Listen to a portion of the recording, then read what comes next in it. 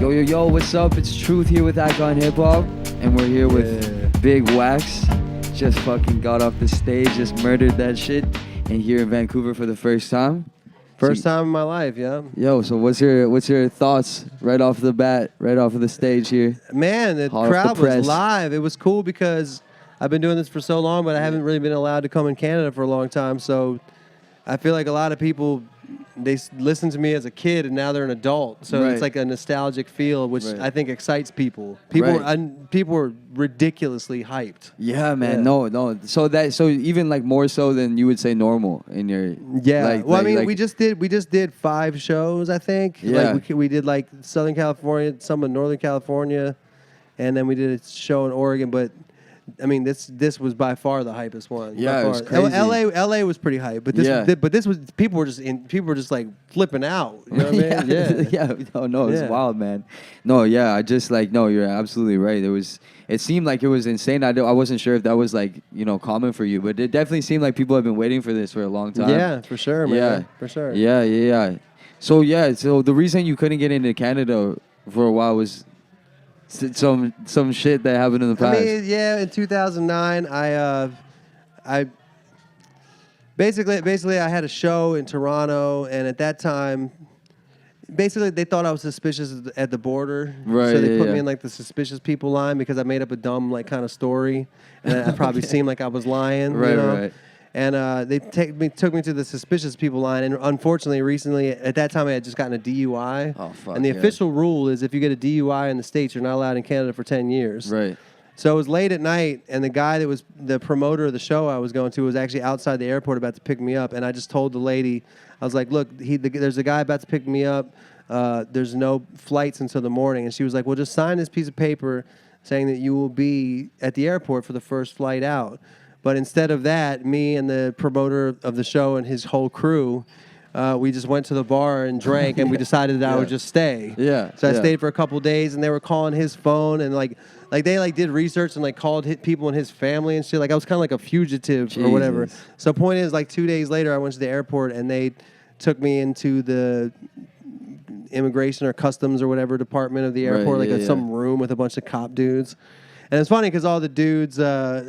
The people that were putting on the show that helped me decide to just stay and do the show, they're on. It's Canada, dude. Nobody cares. Everybody's chill. I don't know. Canadians like to say that. Exactly. But it's like it's still a country with laws and the cops are tough and shit. Yeah. But anyway, the guy at the airport was really mad, and he put me on the do not let in Canada. He was like, you'll never be able to come into Canada in your life. No fuck. So I was like, oh shit. At the time, it seemed like, I wasn't really tripping about it. But as the years went by and I had fans in Canada and, I couldn't every time, like I did several tours where like the tour would go to Canada. I'd have to get like a fucking hotel room in Buffalo, you know what I'm saying? And just wait. Right. But then this past, a couple years ago, I got a lawyer and I figured the situation out. So now I'm good. So that's why I went to Edmonton earlier this year and now I'm in Vancouver. Yeah, absolutely, man. No, it's awesome that you were able to get that sorted out. I know, I think, I feel like for the most part, it is very chill in Canada, but the fucking border, man, they do not fuck around. Yeah, the interesting thing, too, is, they always told me, because I was trying to figure the situation out for a while, and they were, basically, the individual agents at the border have a pretty good amount of power themselves to kind of decide who can come in and not. Yeah. But now when they scan my passport, they got to pull me over. But I have a little piece of paper that says I'm good, so it worked like a charm today at least. Awesome. So, you got through quickly. Nice. Yeah. No, that's awesome, man. Yeah, no, it's awesome to see even though you weren't able to touch down here before, that all that love is just still here for you. And yeah. Well, I think I think it's still there because it never got a chance to flower. You know what I'm saying? And it was really special tonight because, like I said, there were so many people that were 30 years old that said they started listening to me in middle school and high school and shit. Right. So, studies have shown that the music that you listen to when you're 13 years old will always be the best music to you. And people think that that the music of their youth is better than current music, but the reality of it is that the way that our brains form when you're 13, all the neurons and shit or the synapses connect, and it's the first time you've ever experienced this music. So it's like, you know, they say you chase the dragon when, like, if you do heroin, it'll never be as good as the first time you did it. It's kind of like the same thing as that. So that's why, and I'm included in this. Most people, their favorite music is the music they listen to when they're 13. Yeah, you know? So that's how people feel about some of these songs, and you can see it in their faces and hear it in their voices. I mean, there was people they were just randomly screaming, you know. I know, man. It was crazy. Like full-grown men that are just losing their minds. It's beautiful to see, man, and also like knowing the lyrics as well, right? Like singing along. That's fucking awesome to see, man. It makes my job really easy. Yeah, you know? Like if you go out there and everybody already loves you, it's kind of like just being the home team in basketball. Like they're cheering for you and want you to win. They paid to be here. You know, it's not like, oh shit, what the fuck's this guy gonna do? You know what I'm saying? It's like people are already on your side. They know the lyrics to the songs. It makes it my job easy, but it also makes it really fun, you know. And I can just fuck around and like I like to get in people's faces and like look people in the eye and make connections and mess with people, you know. So it was cool. Sometimes it backfires a little bit because people will think that they can just yell at any time in the show, which was funny at the end before I was doing like the encore and like the dude in the front. He was just like trying to have a conversation. Some people don't realize, like, I can't have a conversation with you right now. You know what I'm saying? Yeah. Hold on, I'll finish this. There's a lot of things that people don't realize. Like when somebody hands you a joint and you're like, I'm currently rapping right now. I'm not going to stop the verse to hit this thing. You know what I'm saying? Yeah, 100%, man. My favorite thing is when somebody's rapping to all the lyrics. Somebody right in front of me will be looking at me and they're saying every fucking word of the song. So I like to put the mic to them so they can finish. So they can finish the line. But a lot of times, as soon as you put their mic in their face, they forget the next. It triggers anxiety or whatever, which is for me, it's fun to watch. Yeah. Yeah, for sure. I know. I always think of this video. I remember seeing like Beyonce like handing the mic to like one of her fans in the crowd, and like before she hands her the mic, the girl in the audience is like, "No, don't do it." She hands her the mic, and she's like, "Oh," like just the worst singing ever. Like, there's kind of two. There's that, and then like. I feel like a lot of people that like my music kind of like, maybe not as much now, but at one time, a lot of people were aspiring rappers themselves. Right. And you can always like kind of tell, you know what I'm saying? Because they're the ones that they don't do that. They'll grab the shit and spit the whole thing, no problem. Right. You're damn near like grabbing the mic out of their hands, like give that shit back. Yeah. Fuck yeah, man. Yo, so like, if I'm not mistaken, it sounds like you like, do you write songs like with the performance of them in mind? Like it sounds like a lot of your hooks, like to me anyways, it just sounds like it's almost like intentionally like very like sing alongable and like just like very memorable and kind of like they're very fun. Like do you think about like live performances when you're writing? Or that's an interesting question. Not many people have posed that to me. I honestly not really. I mean, I like to write a hook that people can sing along to, but I think I'm mostly I'm first of all thinking if I like the way it sounds, and then second I think if I'm thinking about the other people, it'd be more like just people out there in the world in their car or something like that. I don't know. Honestly, I got to say my answer is no. I don't generally write for the live performance, you know. But you know, there'll be some songs that I'll write and I'll be like, this is not something I'm going to do live. You know what I'm saying? Right. Certain types of songs don't work live and certain types do. So like some songs you're writing, like this is gonna be a good live one. But I don't tend to like the part of the process for me is not whether it's gonna work live. Because I'll be just as happy if it does or doesn't if it's cool, you know. Right. Yeah. And just in like your creative process in general, like do you normally start like with kind of like an end product in mind at all, or do you kind of just like let things like kind of take themselves where they're, you know, naturally headed? I definitely write with an end product involved in terms of like I know where I like structure. Like I like to be creative, but the cool thing about songwriting is you can be really creative, but there's still generally a structure: a verse, a hook, a bridge, a hook out, or whatever. I love that.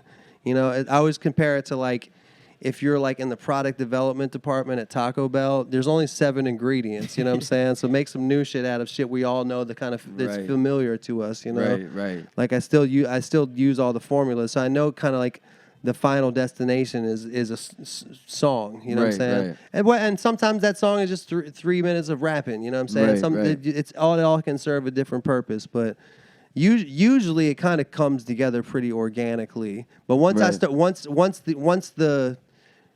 the like the initial spark, which who knows where the initial spark comes from, once that's there, it is almost like a spark. Like you organize the fire. You know what I'm saying? You Right. organize. You start with the spark and then you organize it. You know what I'm saying? Right. Yeah. Kind of like let it burn for a bit, then take a step back, kind of see Yeah, you where could it's do it going. that way too. Right, Yeah, right, yep, right, I like right. that. Yeah. Yep. And sometimes that's like almost like if a song writes itself. You know what I'm saying? Yeah. That people say that, it makes perfect sense because I've definitely been guilty of it myself when people say just don't get in your own way. Yeah. You know, if you let it flow, the shit'll just write itself. Yeah, 100%, man. Yeah, no, I think I understand what you're saying.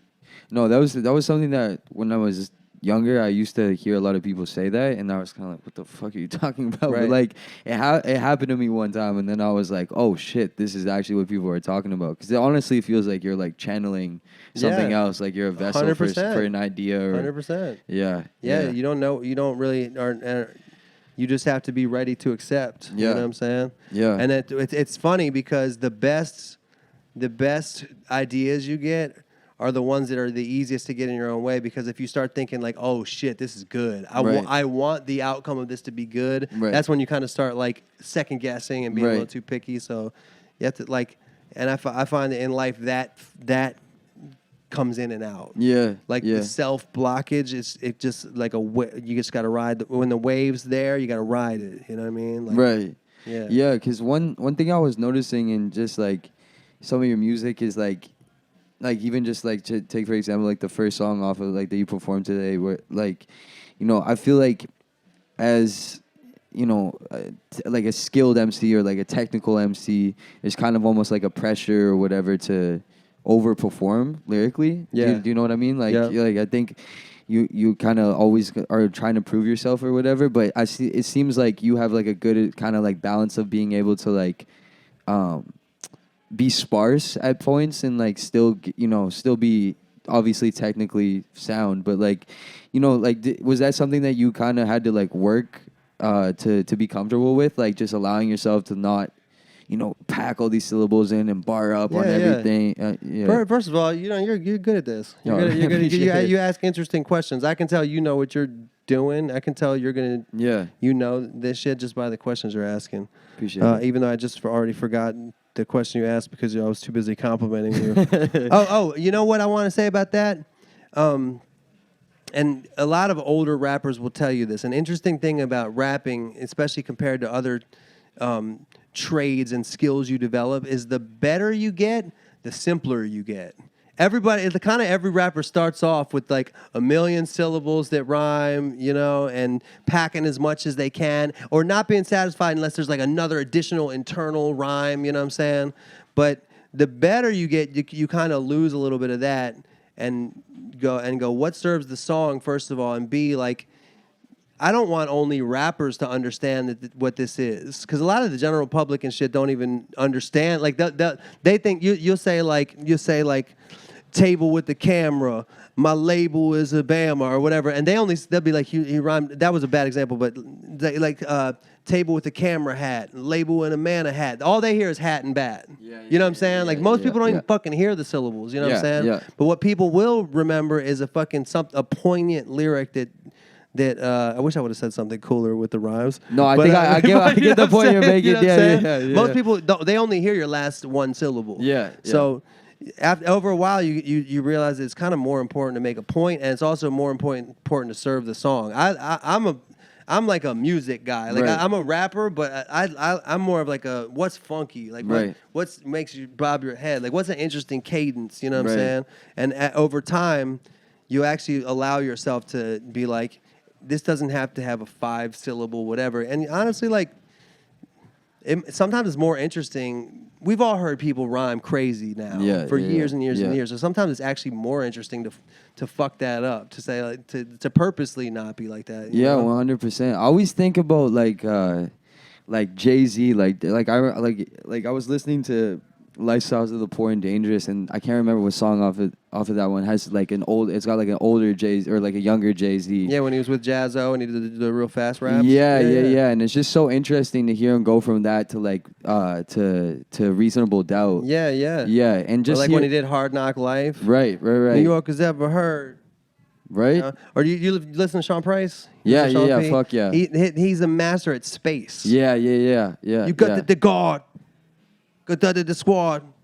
You know what I'm saying? Like, you can't help. It's almost like you want to have enough space where you put the mic down or something. I don't know. But space, any like jazz, Trump, like Miles Davis was all about space. It's not about the notes you play. It's about the notes you don't play. Right, you know? right. And sometimes you give people a second to think about it. Right. And I guess in that case, it helps you live because you need some songs that aren't like that. You need a couple chill songs in there to like fucking catch your breath from the crazy one you might do. You know what I'm saying? Yeah. Exactly, man. Yeah.